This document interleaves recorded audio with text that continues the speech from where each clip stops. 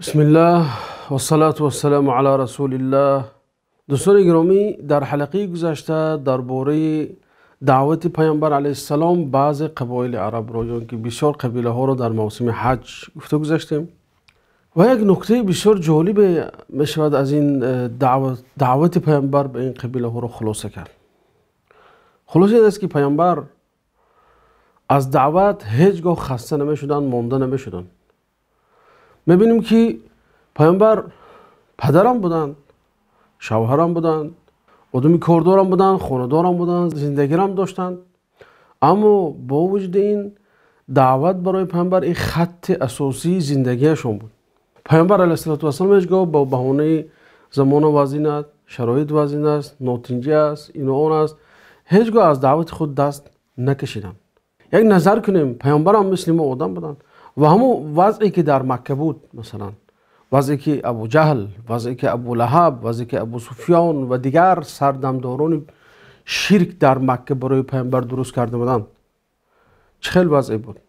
یعنی گاهی میشه که برای پیامبر یگان شرایط حرکت کردن نبود، مجبور بودن که با هر راه و وسیله حرکت خودشون رو از اونها پنهان کنن.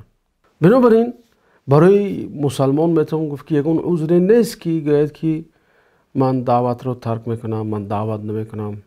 ما اگر خوب دقت کنیم، الله تعالی میتونست که پیامبر رو با یک کلمه نصرت دهد، به کلمه کن فیکون. یا الله تعالی میتونست که دلهای کافر رو، دلهای مشرک رو به سوی پیامبر مایل کناند به همون قدرت الهی خودش. اما الله تعالی خواست که دعوت با راه طبیعی خود رود. راه طبیعی دعوت چی است؟ یعنی که در دعوت آزار دیدن چیزی عادی هست، تهمت شنیدن، بهتان شنیدن، مسخره شنیدن، هر چیزی که از طرف مخالف بالای تو می آید این چیزی عادی هست، چرا که پیامبران نیست از این مشکلی گذشتن و الله تعالی میخواست که دعوت به همین راه پیش رود، تا اینکه آنهایی که بعد از پیامبران می آیند، میراثخوان پیامبران می آیند، آنهایی که برای پیامبران می روند، وقتی در دعوت مسخره شنیدن، آزار دیدن، شکنجه دیدن، وزنی دیدن، ناراحتی دیدن، ناتنجی دیدن، از دعوت دور نشوند، از دعوت دست نکشند، چرا که پیامبر الگوی آنها هست، پیامبر مقتدای آنها در این راه است. بنابراین الله تعالی از پیامبر خواست که برای طبیعی دعوت رو پیش برن. ببینیم که پیامبرای گذشته رو الله تعالی با پیامبر خیلی گوشزد میکنه، میگه که ولقد کذبت رسل من قبلک فصبروا على ما كذبوا واوذوا حتى اتاهم نصرنا.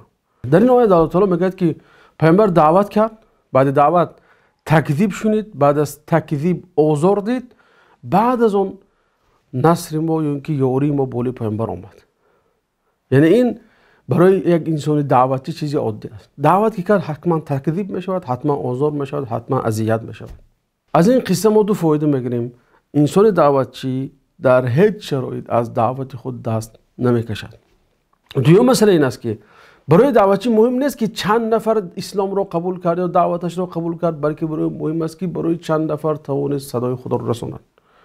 بنیم پیامبر پیش بنی حنیفه رفتن، بنی کلب رفتن، بنی عامر رفتن، بنی شیبان رفتن، بنی فلان، بنی بسمدان، همش رفتن صداشون رساندن. مقصد چی بود؟ رساندن صدا بود، رساندن صدای دعوت بود. بنابراین برای انسان دعوتچی مهم هم باشه که رساند، اما هدایت در دست الله تعالی هست. مگه فإن آمنوا فقد اهتدوا، اگر ایمان آوردن پس هدایت یافته هستند. اگر روی گرداندن و این تولوا فإنما علیک البلاغ، اگر روی گرداندن وظیفه تو فقط این رساندن سخن الله تعالی به مردم بود. باز میگردیم به سری مسئله. پیامبر بعد اون که با بنی شیبان صحبت کردند و گفتگو کردند، درک کردند که اونها حمایت پیامبر رو به عهده گرفتن نیستند. باز اونجا برو اومدن به دیگر طرف، خواستن با دیگر انسان رو دعوت کنن، خواستن از اونها برای خود کمک و حمایت پرسند و در راه با جمعی از مردم یثرب واخوردند. یثرب یعنی مدینه امروزه. با اونها تکلیف نشستن کردن تا اینکه با اونها صحبت کنند و برای اونها نیز دعوت خود را پیشکش کنند. پیامبر علیه السلام گفتند شما کجایید؟ اونها گفتند ما یثربی هستیم، خزرجی هستیم. پیامبر گفتند ها، هم پیمانای یهود؟ اونها گفتند بله.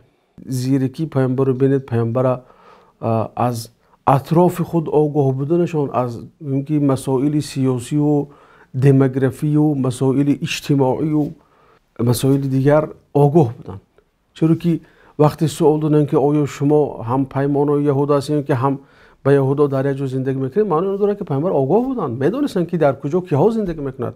این در هنگام صحبتشون با بنی شیبان دیدیمش که پیامبر با خبر بودن که شیبانی ها هم سرحد با دولتی فارس است. یعنی اینم نشان میده که انسان مسلمان باید که از محیط و از اطراف خود آگاه باشد.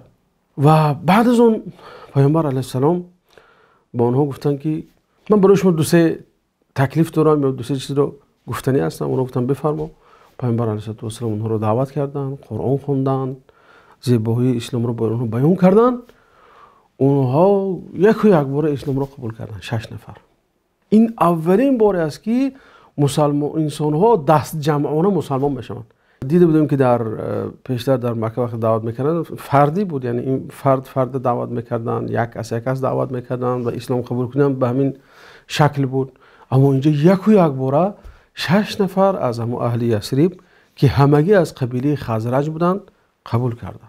باز این خزرجی ها امک بچه ها دارن که اونها رو اوسی میگن و بین اونها خیلی مشکلی هایی که عسکری هست، بینشون خیلی جنگ ها بود و زد و خورده های بود که تقریبا 100 و چند سال دوام کرد از بین این دو قبیله و این مردم قبول کردن. و میشود که اینجا یک تحلیل کوتاه کنیم چرا اینها یعنی تقریبا بدون تردد پیامبر را قبول کردن. علما گفتن که دو سبب دارد. یکم سببش این است که اونها با یهودا بسیار احتکاک داشتند و رفت و آمد داشتند و همسایگی داشتند و درباره پیامبر و پیامبری و قیامت و اینها خبردار بودن، میشنیدن از اونها. گرچه اینها مشرک بودن لیکن یهودا که در کتاب دارن، تورات دارن، در اونجا درباره قیامت هست، درباره پیامبرها هست، درباره این اون هست و گاه بین اونها زد و خورده های جزئیه میشد در بعضی مسائل. و هنگام زد و خورد یهودا میگفتن که نزدیک از زمان آمدن پیامبری که در همین نزدیکی ها در همین منطقه ها مبعوث میشود و ما با او همراه میشیم و شما رو ریشه‌کن میکنیم. با این سخن عربا رو تهدید میکردن و این چیز در ذهن مردم یثرب، خزرجی و اوسی ها نشسته بود. بنابراین اونها وقتی این چیز رو شنیدن برای خود یک فرصت دونستن. تا حتی در بعض روایت اومده است که گفتن که بیاید ما از یهود پیش دستی میکنیم و همین پیامبری که اونها برای ما وعده میدادن به او پیروی میکنیم، برعکس ما اونها رو ریشه‌کن میکنیم. دوم چیز گفتن که یک مسئله اجتماعی که اونها رو وادار کرد که به تیزی اسلام آورن. چگونه گفتم جنگی که در بین اونها بود 100 چند سال دوام میکرد و آخرین جنگی مشهورترین بین اونها روزی بعاث بود، یوم البعاث میگن بینشون، بین اوس و خزرج. این مردم امید کردن، برای پیامبرم آشکارا گفتن که اگر با تو ما رو سرجم کند بهترین انسان و محترمترین انسان در نزد ما خواهد شد. یعنی اونها امید داشتن که این پیامبر میرود و این دو قبیله رو به هم میآورد و یک قوه و یک نیروی مستحکم تشکیل خواهد شد. همین دو سبب است. یعنی یک سببش هم نشونو که همسایه بودن با یهود، دیگه‌اش همین سبب جنگ بود که اونها دیگر از جنگ هم خسته شده بودن، بخواستن که یک مرد بیاد که همه اونها رو سرجم کنه. این واقعه سالی 11 هجری به وقوع پیوست. بعد 6 نفر به مدینه بازگشتند، یعنی که به یثرب بازگشتند و شروع کردن به دعوت کردن قوم خود. من که به درجه دعوت، یعنی که دعوت کردن که در مدینه خانه نمونده بود که درباره پیامبر نشنیده باشد و توانستن که همین نفر 6 نفر دیگر رو به اسلام جلب کنن که 2 نفر اونها از قبیله اوس بود.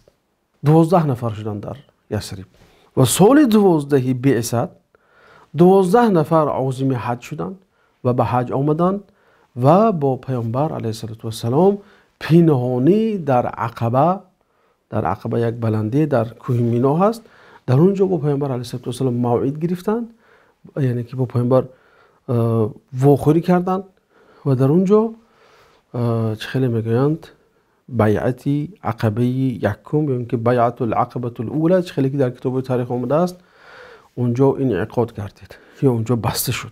بیاید به روایت ابن اسحاق رو میآوریم که ابن اسحاق درباره این بیعت چی میگوید؟ میگوید که حتی اذا كان العام المقبل، یعنی که سال آینده وقتی شد، یعنی 2000 رو در نظر دارد، در موسم حج از انصار 12 نفر حاضر شدند. فلقوه بالعقبه، یعنی که در عقبه واخوردند و هي العقبه الاولى فبايعوا رسول الله بیعة النساء، یعنی با پیامبر بیعتی زنان رو به اجرا آوردن. یعنی معنای بیعت زنان چی است؟ یعنی که اون بیعتی که در اون نبرد نیست. همه قسم‌های بیعت هست، فقط نبرد در اونجا وجود ندارد، چون اون وقت حالی نبرد فرض نشده بود.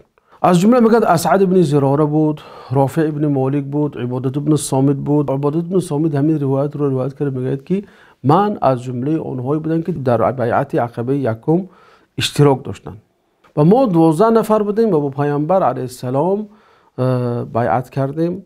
بیعتی که بیعت زنان رو، بیعت زنان چه خیلی گفتیم همه بندها هست به جز بندی نبرد. و بعد از اون یک بیان کرد، گفت که پیامبر گفتن که با خدا شریک نیارید یکمش. بعد گفتن دزدی نکنید، زنا نکنید، فرزندای خودتون نکشید، یا دیگرتون تهمت و بهتان نکنید و از من سرکشی نکنید مادامی که من شما رو دستور به نیکی میدهم.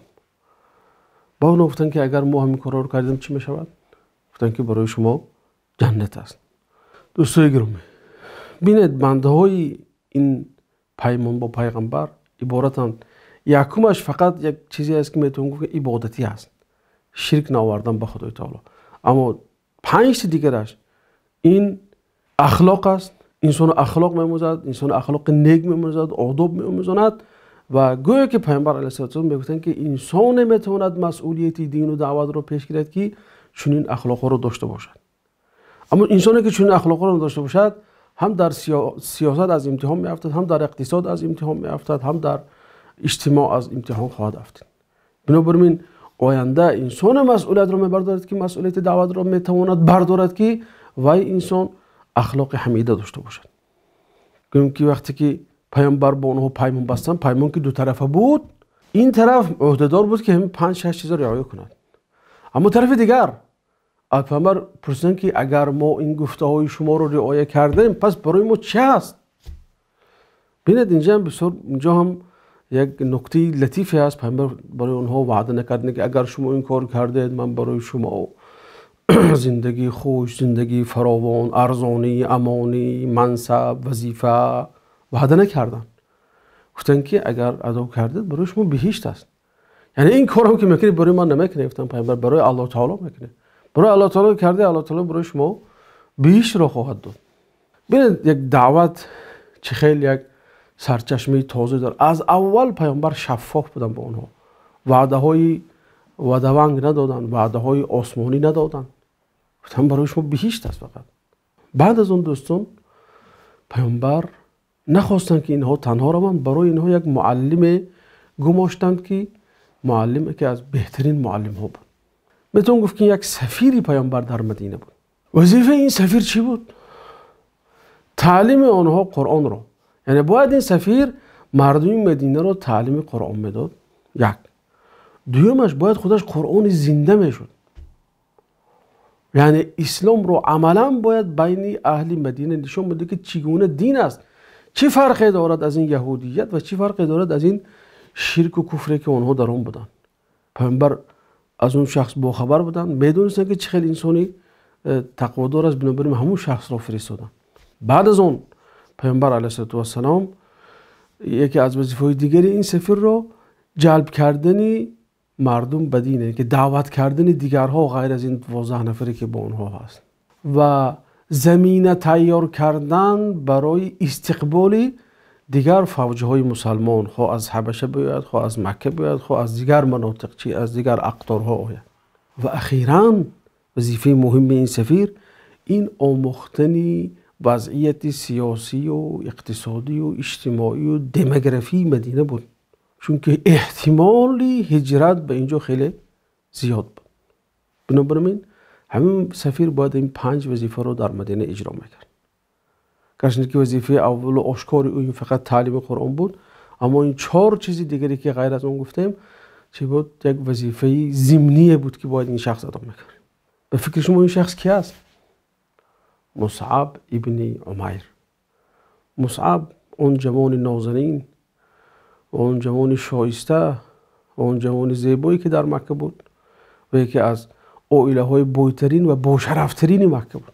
چرا پیامبر مصعب رو اختیار کردن؟ یکمش که مصعب قرآن زیادی رو از پیامبر عذاب میدونستن که همون قرآنی که در مکه نازل شده بود اون زمان اکثری اون قرآن رو از بر میدونست.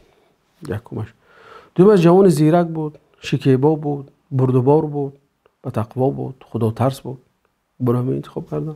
سومش مصعب از قبیله، یعنی که میتونم که از عائله اشراف بود. انسان عادی نبود، از بنی عبدالدار بود که اونها کلیددار کعبه بودن. شاید اگر پیامبر غلامی رو میفرستاد، مثلا بلال میفرستادن یا مثلا ابن مسعود میفرستادن، شاید اونها میگفتن که کسی غلام میاد ما انسان آزاده تعلیم دین میده و برای ما هدایت یاد میدهد. بنابراین پیامبر اختیارشون اختیاری تصادفی نبود. یک شخص رو اختیار کردن که نتونن که در نسب او گپ زنن. اصلا در اسلام این چیز نیست، لیکن اونها میگن که در اون زمان مردم هم خیلی بودن. بنابراین پیامبر خواستن یک شخص رو فرستن که دهن مخالفا قفل زده شود، نتونن که به او ایراد بگیرن.